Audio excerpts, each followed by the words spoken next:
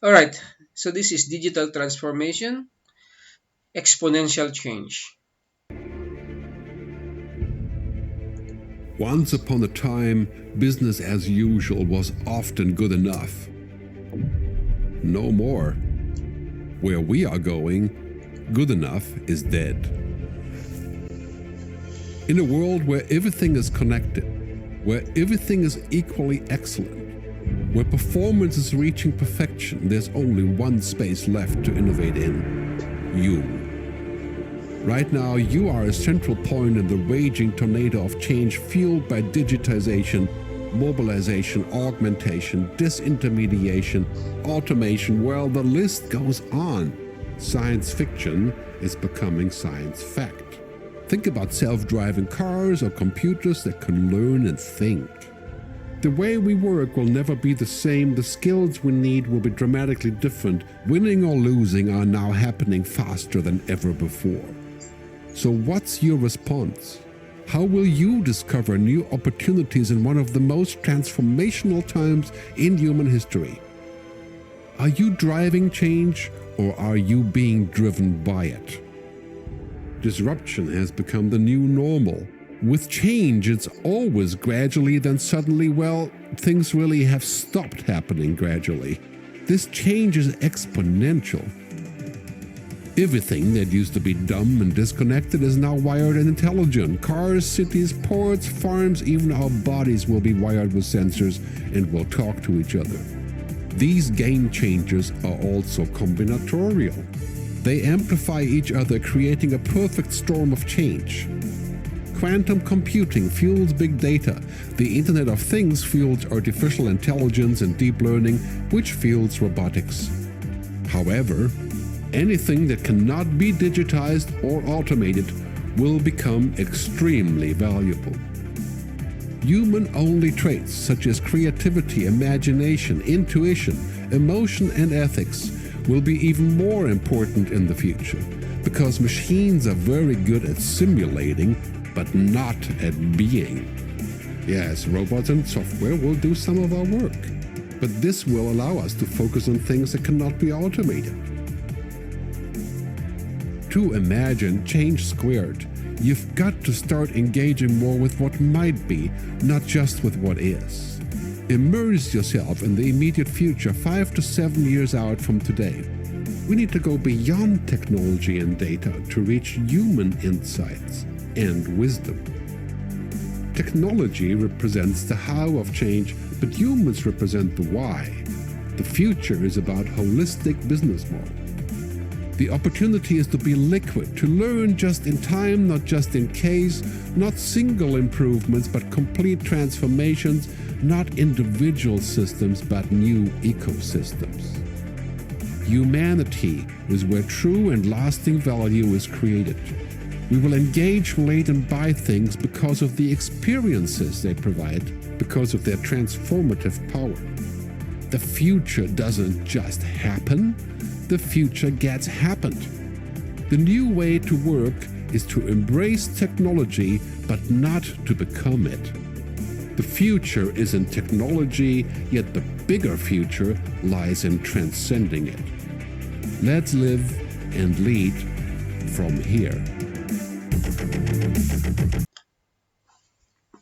Are you the one driving change, or are you being driven by it? Change that used to be to happen gradually now is happening what? Exponentially. And why not?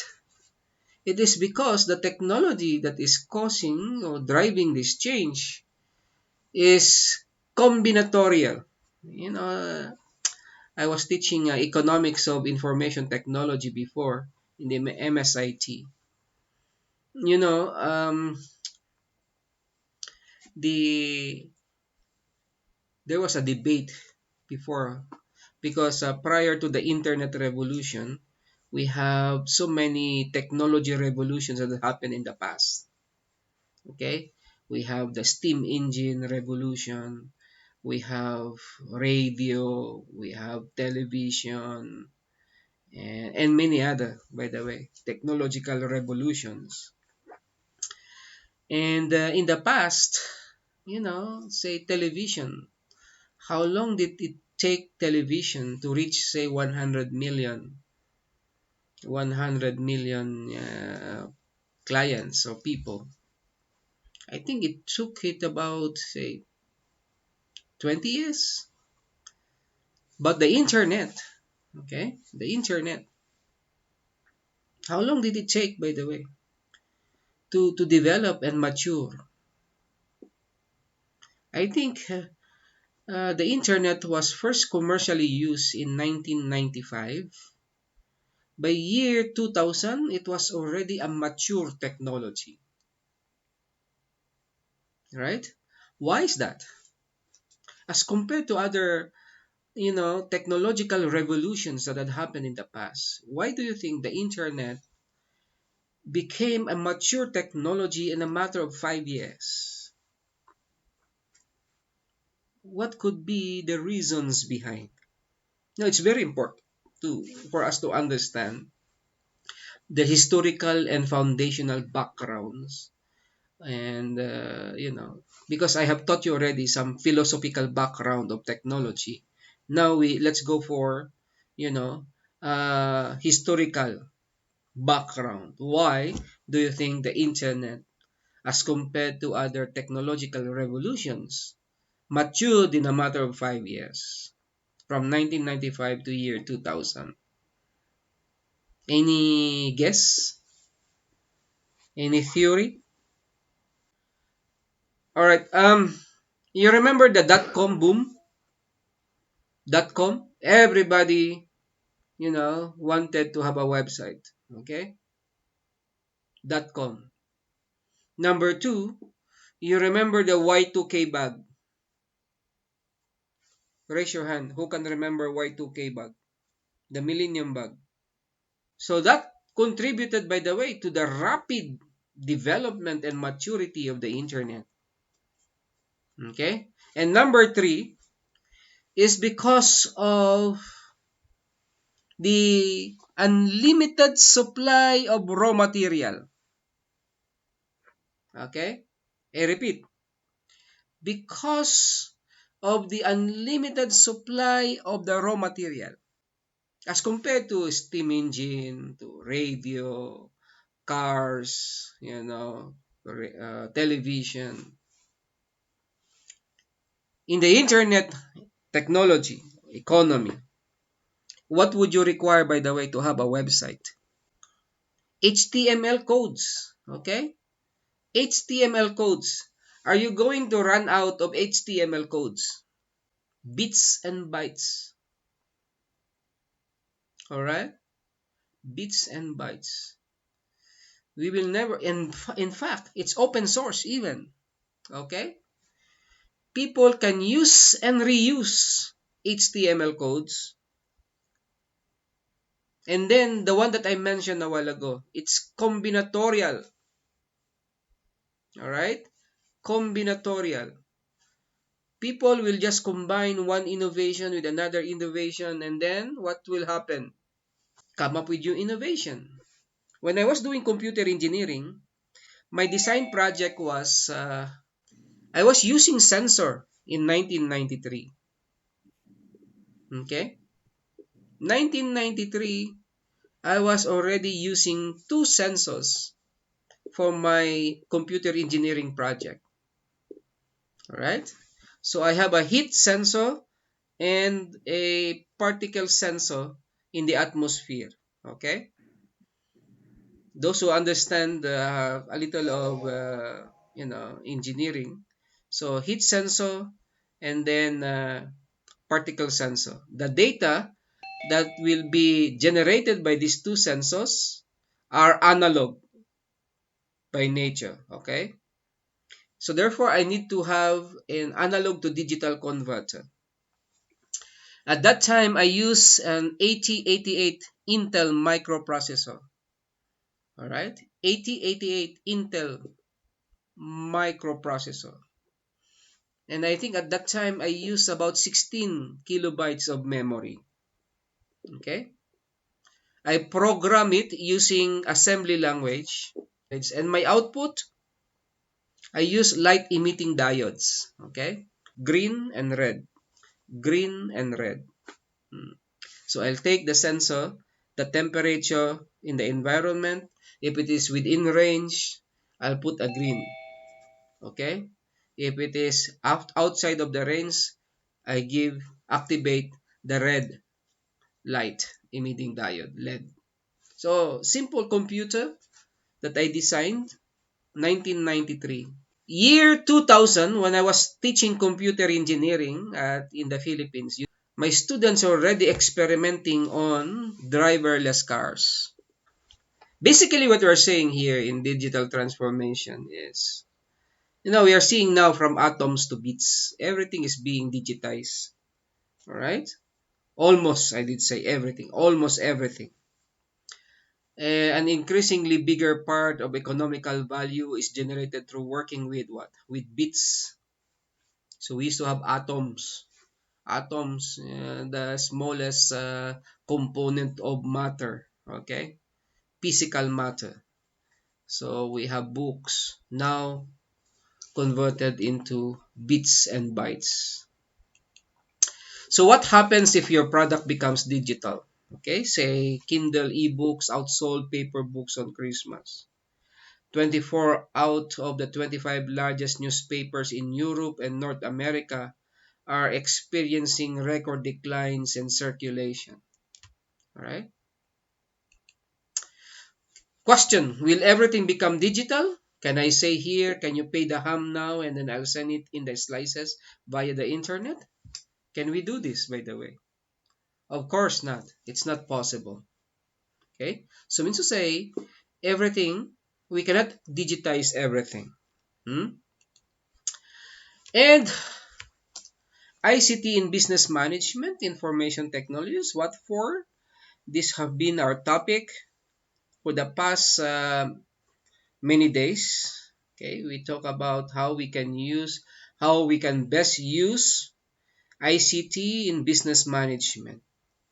I hope we are not like this farmer who look at a technology and then only to be pulled by 1 horsepower. Okay, you remember this image when we talk about business model.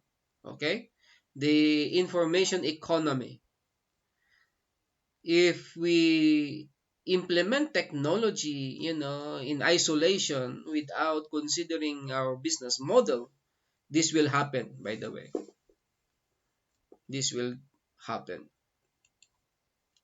And of course, in our previous discussions, we identified areas and opportunities wherein technology can really add value in the organization. And in that discussion, we talk about our value chain. This is exactly our value chain. All right. But we didn't stop there, by the way.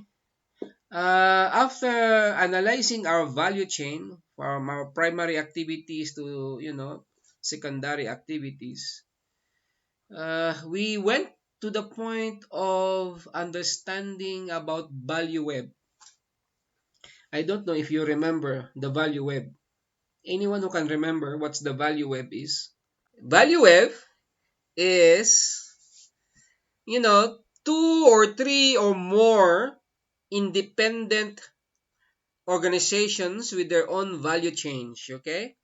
Collaborating, working together through the internet, okay? Through technologies in order to deliver goods and services to the same clients, okay? That's the value web. Say, for example, you have an e-commerce business. We're going to talk about e-commerce later. E-commerce business, all right? So you're selling, say, farm produce, farm products. And we know, based on the previous slide, we cannot digitize farm products. So it will remain to be in its physical form. But you're doing business online, selling those farm products. So people will visit your website, they will order maybe using an app, and then they have to send their payments in there, right? So we need Safaricom maybe infrastructure like the M-Pesa, or we need a financial institution. Maybe they would like to pay by debit card or credit card. All right. So that's another value chain there. A financial institution has its own value chain. And then, of course, now once payment is confirmed, you need to deliver that items in there. So you need a logistical company to deliver that physical good. So you see now, you as an online business, and then another financial institution, and another what? Another logistical company. Three organizations with different value chains collaborating, working together in order to produce and deliver that good and service to a common client. All right? So that's the value web. And then here comes, of course, mobility. All right? With the dramatic growth and development of mobile phones. Cell phones before used to be has only two functionalities, call and text. But today, those simple devices, mobile phones, have become more and more powerful. They are computers in itself. Okay? They have more functionalities, more power, and more capabilities. So, here comes now the development of mobility. And of course, now we are seeing Web 2.0. I think now, I do not know if we have Web 3.0 already. Semantics. Okay? So Web 2.0 is one of the driving forces of, drivers of digital transformation. Okay? Because of user participation. Used to be it's only the organization or the company that is serving the customer. But because of Web 2.0, the interaction between customers and the company has really, you know, uh, developed and prospered. Okay, next, Demi Moore's law. I don't know if you remember Moore's law. Moore's law again? What does it say? Moore's law. So that's technological change. You see the rate of change for technology, and yet look at social change. It's half it's almost half the rate of change of technology. That's why, as I mentioned to you, that video that we watched was uploaded 4 years ago. All right. And social change is a little slower. We couldn't catch up with the rate of change of technology. Okay. That's why, remember, that's why I really started with the philosophies of technology about instrumentalism and determinism. It's because of this, ladies and gentlemen. Okay? If we are guided by those two philosophies. So sometimes you have to remember that people are slower in terms of change as compared to technological change. Okay? So look, we have to be mindful of technology as an instrumentalist, okay? But at the same time, we have to be open also to the influences of technology. In fact, this is old data already, but we are seeing them very, very true today. Even the digitalization of leisure in Europe, all right, TV consumption by younger generation experiencing a decline.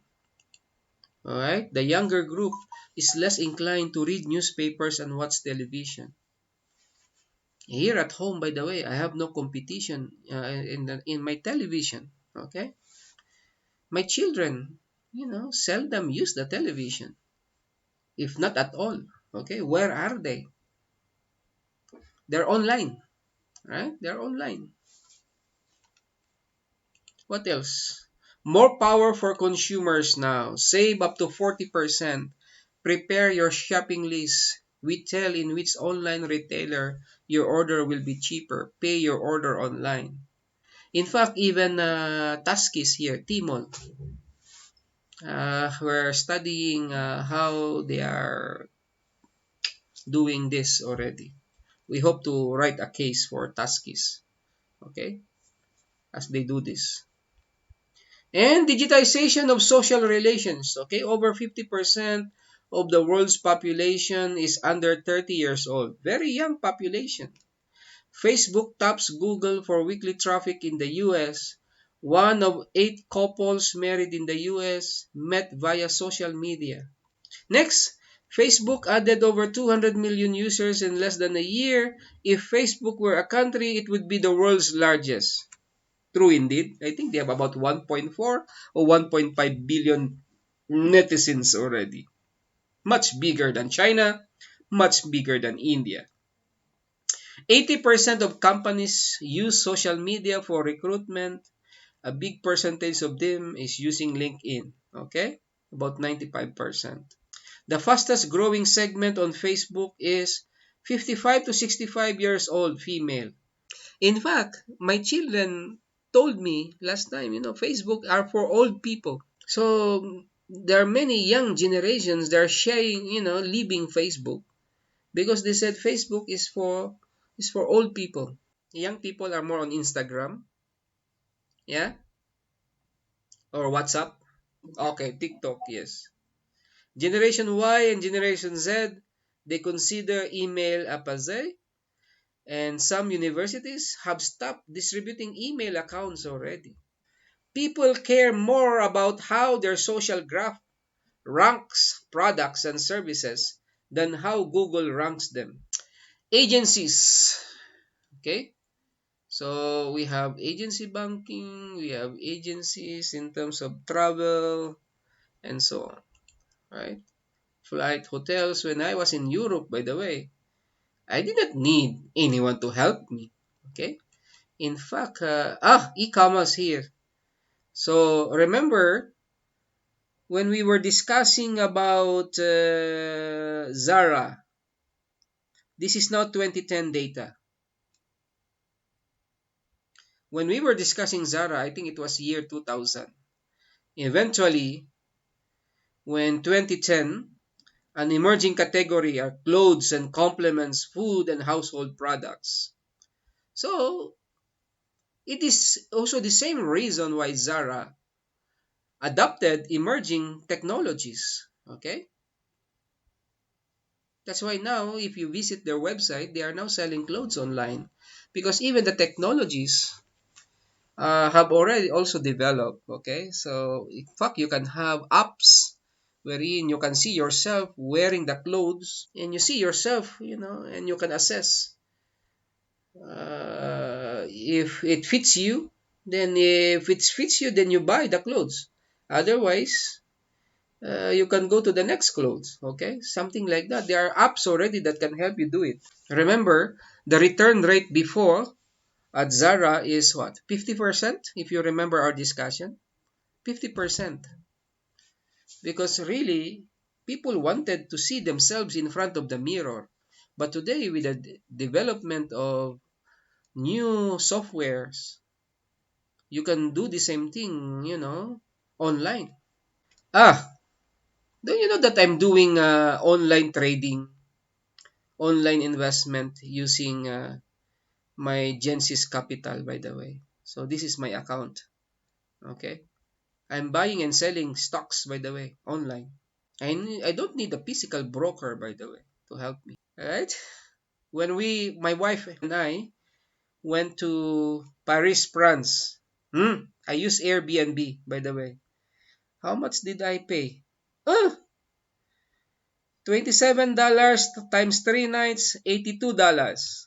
Total, $109. Imagine, 3 nights in Paris. I spent only $109, by the way. After that, we went to Oslo, Norway. All right, let's talk about e-commerce. Electronic commerce is the process of buying, selling, or exchanging products, services, and information via computer networks.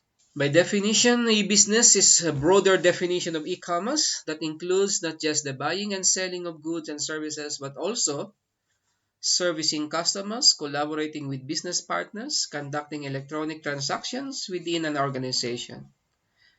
And then there are about pure and partial e-commerce. Pure e-commerce is, you have a digital product, you have a digital process, and you have a digital delivery agent. Okay? That's pure e-commerce. So this is the core of electronic commerce. All right? This is pure e-commerce, this one. Because the product is digital, the agent is digital, and the process is also digital. So the traditional commerce, all dimensions are physical. Uh, in the interview, the video of James Mwangi, he mentioned about brick and mortar organizations. Okay, brick and mortar organizations, all economy organizations perform all businesses offline and sell physical products by means of physical agents. Okay, so pure e-commerce, all dimensions are digital. We have all are pure online or virtual. New economy, sell products or services online. Partial e-commerce, a mix of digital and physical dimensions. We call them as the click and mortar type of organizations. Okay? Conduct e-commerce activities and do their primary business in the physical world. So we can talk about an e-commerce framework because e-commerce applications supported by infrastructure and five support areas like people, public policy, technical standards, business partners, and support services. So this is the framework for e-commerce. So we need people, public policy, marketing and advertising, support services, and business partners. All right. So, and of course, you need your IT infrastructure here. So, e-commerce in itself is interdisciplinary by nature. Okay. So, if you want to be doing e-commerce, then you have to be conversant with marketing and then computer science, consumer behavior and psychology, finance, economics, management information systems, accounting and auditing, and then management, business law and ethics, and many others. By the way, let me just talk about consumer behavior and psychology. When you are on Google, by the way, and you type digital camera as compared to you type digital cameras, is there a difference when someone is typing digital camera and someone is typing digital cameras? Because it has something to do with consumer behavior and psychology. When you type digital camera, it gives you the definition of the camera. When Mm-hmm. you type digital cameras, it gives you outlets where you can buy. Aha.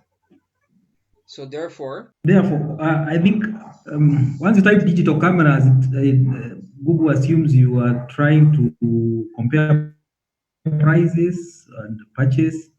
So it goes to the commerce bit of it.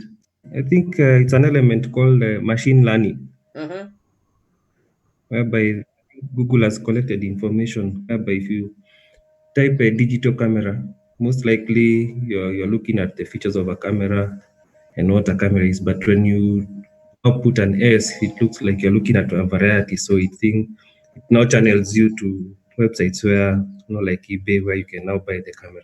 fantastic. Okay. Exactly the same. Google will price.